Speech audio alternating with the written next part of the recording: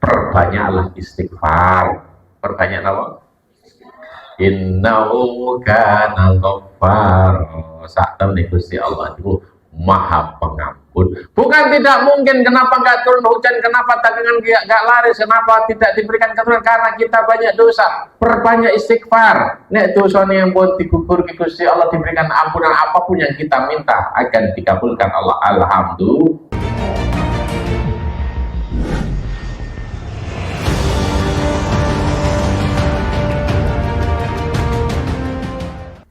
Assalamualaikum warahmatullahi wabarakatuh. Innal hamdalillah nahmaduhu wa nasta'inuhu wa nastaghfiruh wa na'udzu billahi min shururi anfusina wa min sayyiati a'malina. May yahdihillahu fala mudilla lahu wa may yudlilhu fala hadiya lahu. Wassalatu wassalamu ala sayyidina Muhammad bin Abdillah wa ala alihi sahbihi wa man tabi'ahu.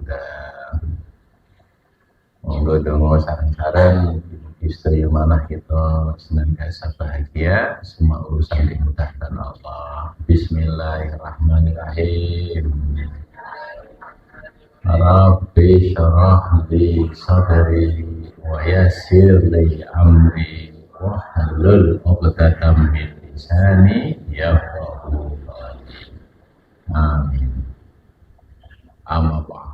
Bersyukur siang hari ini kita masih mendapat limpahan rahmat dan nikmat Allah Subhanahu wa taala di hari-hari terakhir bulan Muharram. Kita masih dimudahkan Allah untuk terus melanjutkan kajian Al-Quran hari Ahad siang. Maka bagaimana disampaikan, jangan sampai bulan ini lewat dan kita tidak memanfaatkan dengan sungguh-sungguh. Kalau Imam Hasan Al-Basri di bulan-bulan mulia ini, beliau menangis karena tidak tahu apakah akhir bulan Muharram itu berakhir dengan baik atau tidak. Maka dari Imam Hasan Al-Basri sendiri kita mendapatkan ilmu yang luar biasa, supaya di waktu-waktu istimewa kita memperbanyak istighfar. Memperbanyak apa Bapak Ibu? Selain memperbanyak sholat sunnah, memperbanyak bacaan Al-Quran, memperbanyak sedekah, tapi ada satu waktu yang istimewa, terutama waktu sahur. Wabil ashari hum yastaghfirun. Dan di waktu sahur, meskipun nggak puasa, sahur itu berarti setengah jam atau 1 jam sebelum subuh bangun, sholat tahajud, sholat hajat. Nah, bacaan terbaik waktu sahur adalah istighfar. Bacaan apa?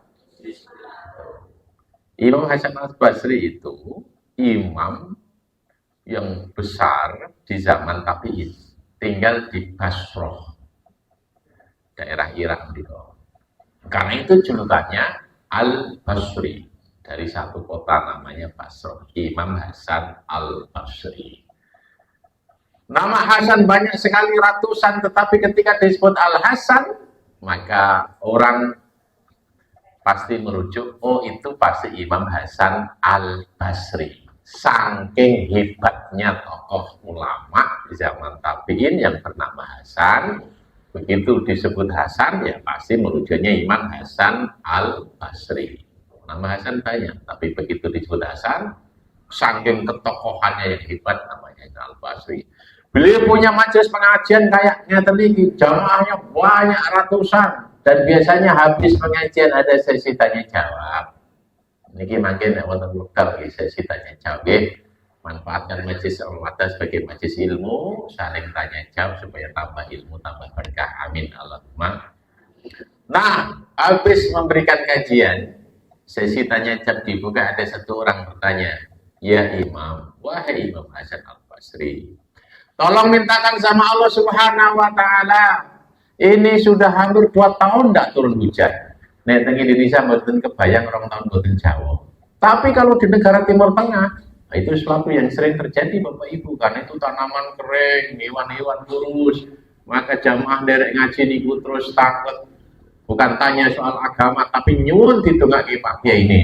Nyuwun jenengan tunggu, kali Gusti Allah mugi-mugi meh 2 tahun mboten Jawa wae Imam, semoga dengan doamu atau berikan kami hidayah apa yang baik untuk kami baca, apa yang baik untuk kami amalkan, supaya Allah segera menurunkan hujan. Nah, Imam Hasan Al-Basri terus maringi itu, perbanyak istighfar. Perbanyak apa?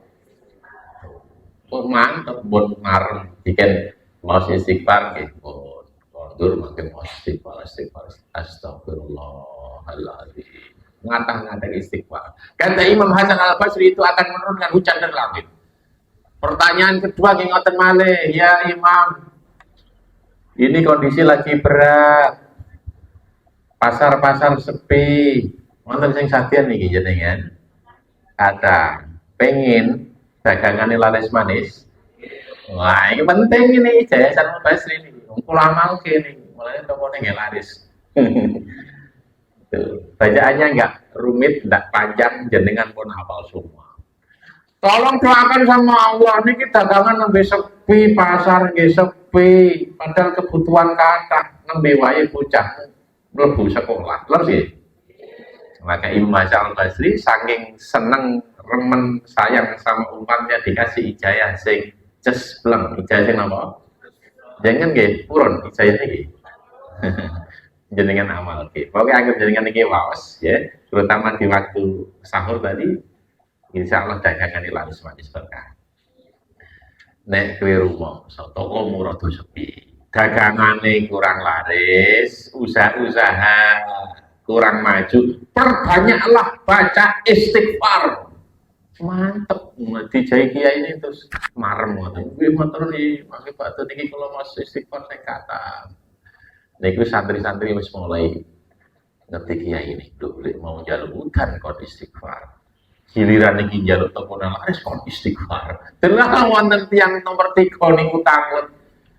Wahai Imam, kami sudah menikah belasan tahun, belum punya anak. Mohon doakan sama Allah atau berikan kami doa ijayah yang cespleng kersane kula mangke pikantuk dzurriyyah sholihah. Wonten sing dereng kagungan putra. Nah, ini penting untuk ijayahkan, sampaikan ke anak, ke tetangga, ke saudara. Sing pengen pikantuk dzurriyyah keturunan yang sholihah, amalkan apa ijayah yang diberikan oleh Imam Hasan Al-Basri. Nih, jenengan pengen kagungan putra dan pinaringan dzurriyyah sing sholihah, perbanyaklah baca istighfar. Perbanyak baca napa? Jamaah nggih marem, pokoke dijai nggih marem, mulai nggih terus dadi waos. Giliran jamaah pun bubar kata jenengan mangke jam 3 pun kondur ngoten santri-santri ini malah ganti angkat tangan. Mboten tanglet tapi malah protes karo kiai ini. Duwe santri pinter niku mati rada repot. Santri pun kan pinter-pinter. Jadi terus protes. Nuwun sewu. Wah. Sing tanggot tiyang 3, permintaannya beda-beda. Pertama minta hujan, kedua minta dagangan laris, nomor 3 minta keturunan. Lah kok ijazah tetep mawon istighfar terus. Enak dadi kiai. Nek ngono aku lah iso dadi kiai. Mereka menjawab komplain protes dari santri-santri sekitar Imam Hasan Al-Basri tersenyum dan mengatakan, tidakkah kau baca dalam Al-Quran surat Nuh ayat 10, 11, 12 bagaimana dulu Nabi Nuh diutus ratusan tahun ketika umatnya menghadapi paceklik bertahun-tahun nggak turun hujan. Kemudian ada yang pedagang-pedagang di pasar sepi, ada juga orang yang udah nikah belasan tahun. Dan apa nasihat Nabi Nuh? Fakultu astaghfiru rabbakum innahu kana ghaffara. Aku katakan, perbanyaklah istighfar. Perbanyak apa? Innahu kana ghaffara.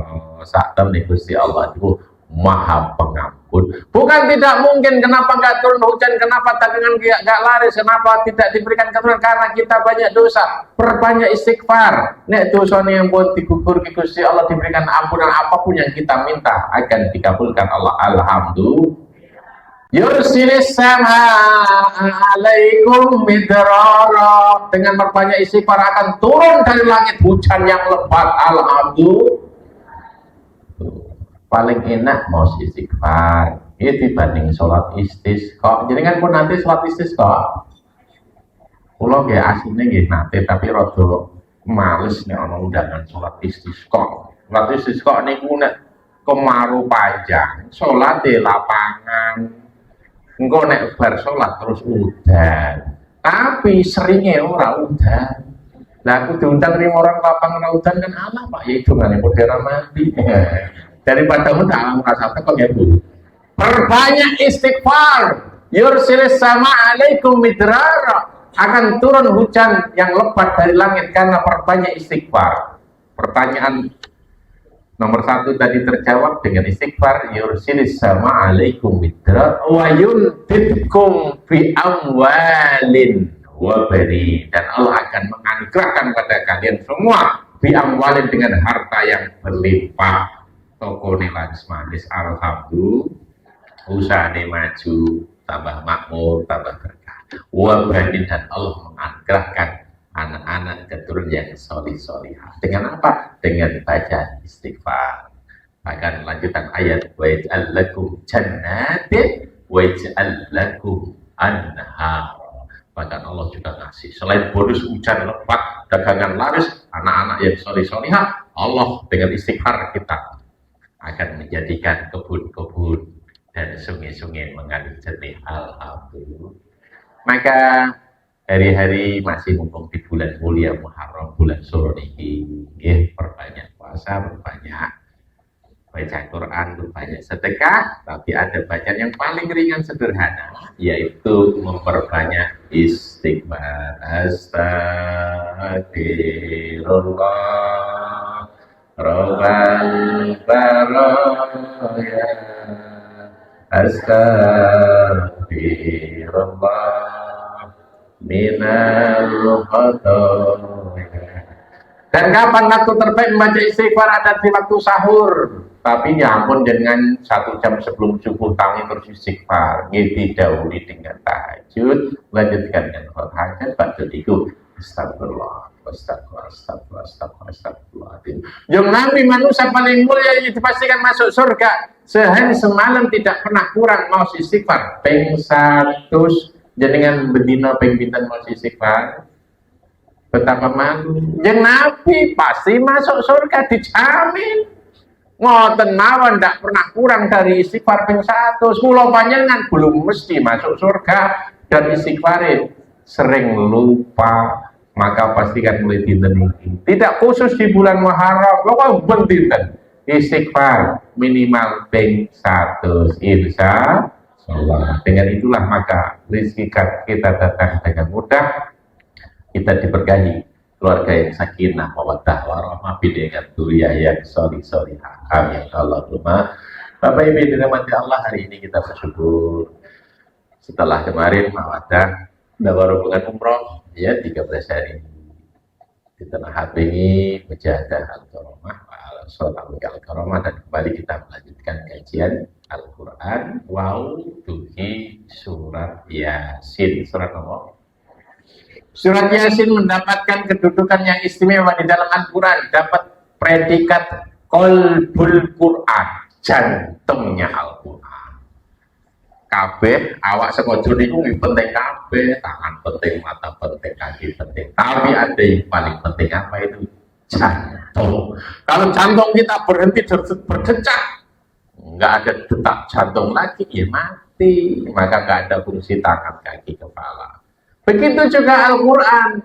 Qalbul Quran, jantung Al-Quran itu adalah surat Yasin.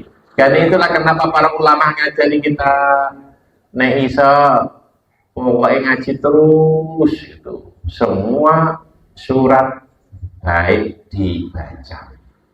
Tapi karena keterbatasan waktu, maka minimal agar malam Jumat ya maca surat Yasin. Boleh sami ngamalke surat Yasin malam Jumat.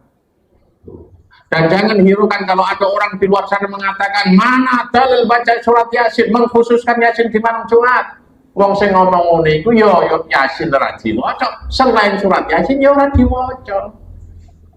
Kecuali kalau mereka yang mengatakan jangan khususkan surat Yasin di malam Jumat, dan mereka membaca 114 surat, itu istimewa. mulai dari Al-Baqarah diwaca sampai Anas diwaca pedak malam Jumat alhamdulillah. Tapi karena kita punya keterbatasan waktu, maka kalau tidak bisa kok hatam 30 juz 114 surat di malam istimewa malam mulia Jumat, ya bacalah qalbul Quran.